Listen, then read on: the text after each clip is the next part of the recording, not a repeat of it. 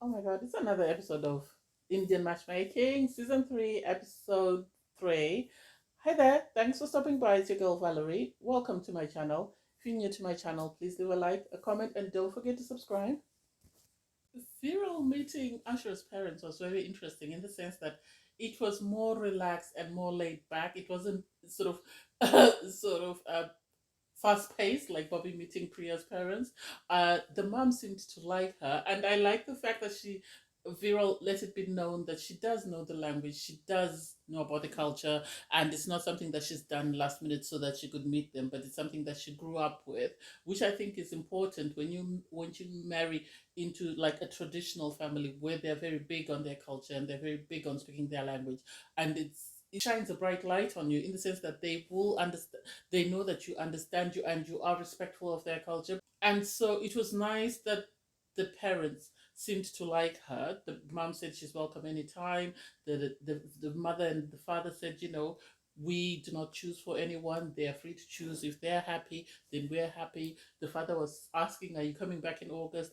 I think this wedding is already being planned. I think mommy is happy, and I think they're already starting the preparations for the wedding. I really liked it. And Sima seemed more relaxed in the sense that it wasn't sort of constant talking. Viral asked the appropriate questions. Um, she did ask, he's always late. Was he late when he was born? Which was nice that she did bring up a problem, but she was able to sort of relate in a sort of sensitive manner that would not have offended his family. Neither would it have offended Asha, which I liked. Um, I don't know. I see them as a good match. It seemed they both come from the same backgrounds.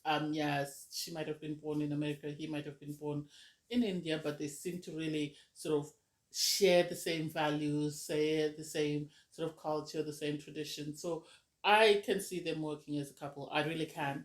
Am I the only one who thinks Rochelle is going to be single forever? Seriously. Seriously. So she agreed to go on a date with Tisha, and I thought they'd get great chemistry. The banter, the way they were smiling, they seemed very happy, and they seemed very comfortable because Tisha said he hadn't been on a date for 2 years, so he was busy Googling the questions to ask on a first date. And so I thought, oh my God, this is going amazing because initially Rochelle seemed very anxious because she kept sort of trying to sort of talk herself into this date. And then so they talked about everything, about their jobs, the fact that they both like positive vibes, and Tisha was talking about how he wants to make positive films. They talked a bit about poetry and how their poetry can be dark at times, that people worry about them. And I was like, oh my God, they're checking a lot of boxes.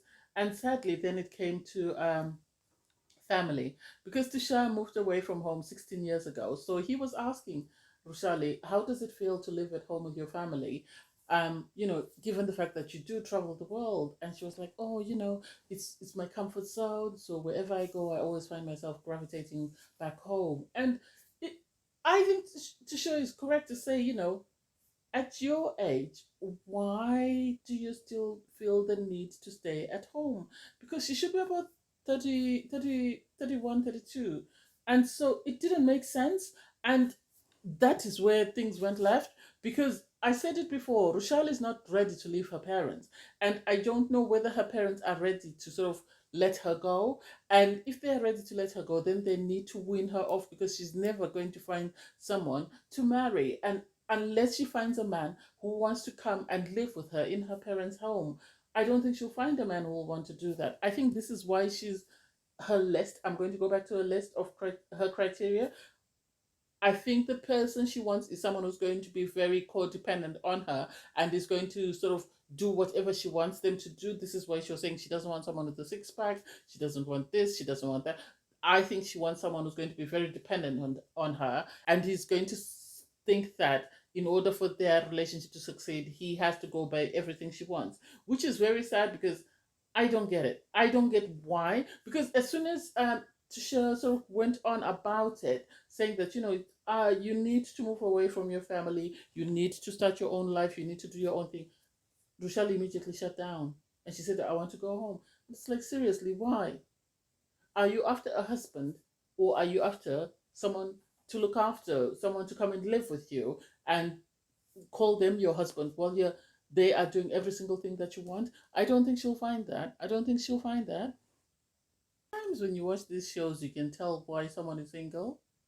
Someone needs to give Vikash a mirror and let him see himself before he starts making such demands. So his criteria is he wants someone who's fun loving, has a lot of energy, charismatic, attractive but no six pack, taller than 5'3", wants children, is 32 to 42, is educated and Brahim. Um I don't even know where to start with this list. Okay, it's not very picky. It's sort of vague, but I think at times people give a vague list. That way, when Sima auntie brings them somebody, they find ways of complaining. He is a doctor. He's 39 years old. He agrees with Sima that he is very picky, and this is why he hasn't found a life partner. He works in ED department. He should see a lot of people coming in though. You should see a lot of beautiful women coming in as patients. You should see a lot of people coming in as family members. I would assume one of the nurses would be keen to introduce him to someone. Why is he single at 39 with a great career? He's got a great house. What is it about him? He says he's a wedding dancer. I said he needs a mirror. Somebody, I hope when he watches this episode, he'll be able to see his dance. He is a bit hmm, movement challenged, I'll say. Movement challenged. I I don't know whether Sima will find him someone because I think his expectations are too much.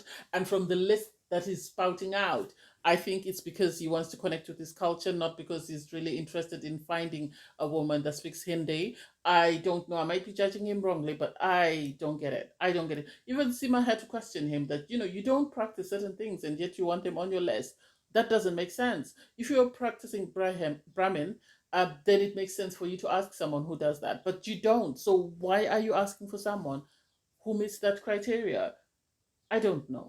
Okay, somebody make it make sense because I can't understand this. So Seema goes to see Priya because obviously Priya has turned down Bobby. She friend zoned him. She said he wasn't it. So Seema brings a new bio. The guy's got hair, which Bobby had. He's 6 feet, which I think was where Bobby was challenged. But he likes a good life work balance. Most of the things that he has are the same things that Bobby had. The only thing that Bobby put him at a disadvantage, I think, is the fact that he wouldn't keep quiet. He kept talking and talking and talking. I don't know whether Priya is really ready for marriage. I think she might have some sort of unrealistic expectations. She loves that he's got a good work balance. She likes that he likes to hang out at his local pub, but it's like, I don't get it. Yeah, he's an only child, but it's like she did agree to sort of say that he looks good on paper. She doesn't know what he'll be like in person, but on paper he looks good. Obviously, Priya is aware that her mother is worried that she still hasn't found someone. I think her mother is very keen for her to get married, and this is why her mother was saying to her, you're saying he's not your type, but you've put it in Sima's hands. So you have to trust that Sima is going to find you the right person.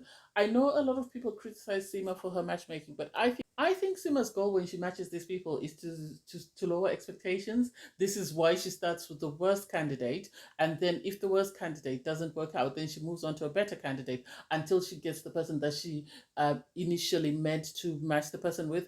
I think she initially meant to match Priya with Jai, but then had she put them on a date one on one first time, then Priya might have not appreciated him. But because Priya's already been on a date with Bobby, and as much as Bobby was active, he was fun loving, he had a good work life balance, he had hair, yes, he was short.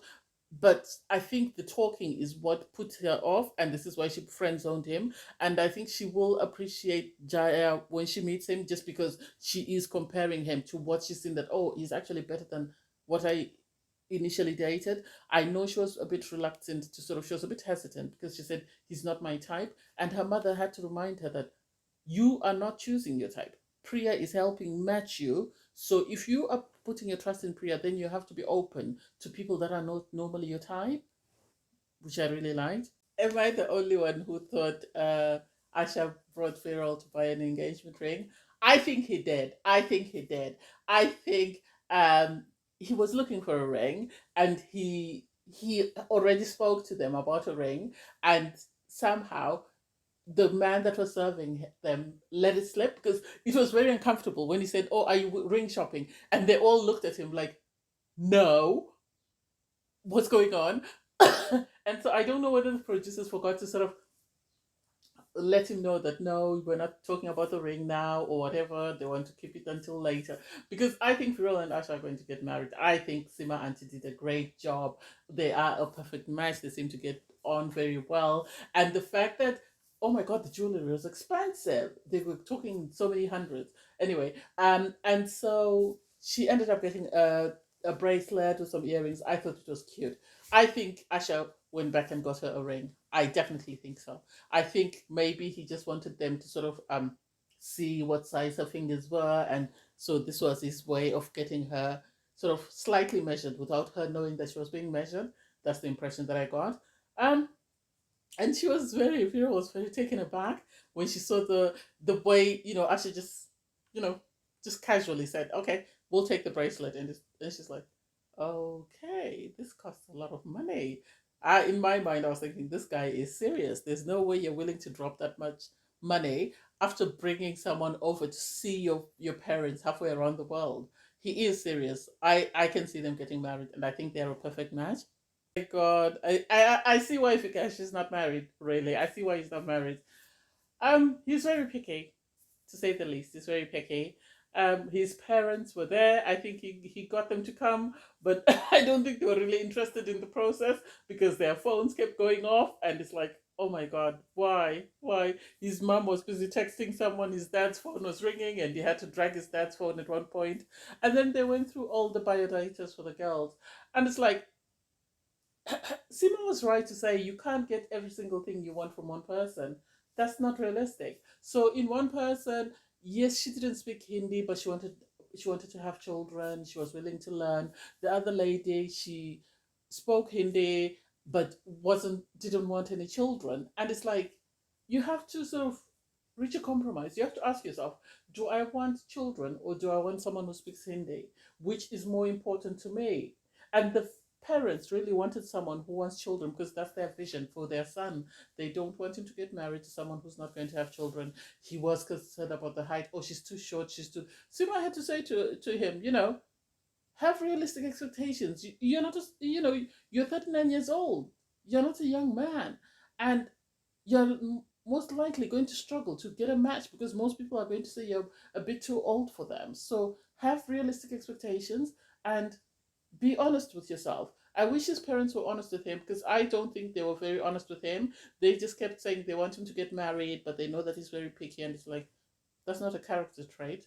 There is a way of sort of addressing that. Why don't they, as his parents, address it with him and come to a resolution? If he's going to be that picky, then he shouldn't waste his time hiring a matchmaker. He should continue to do whatever he's been doing, and hopefully, eventually, maybe at 80, he'll find someone.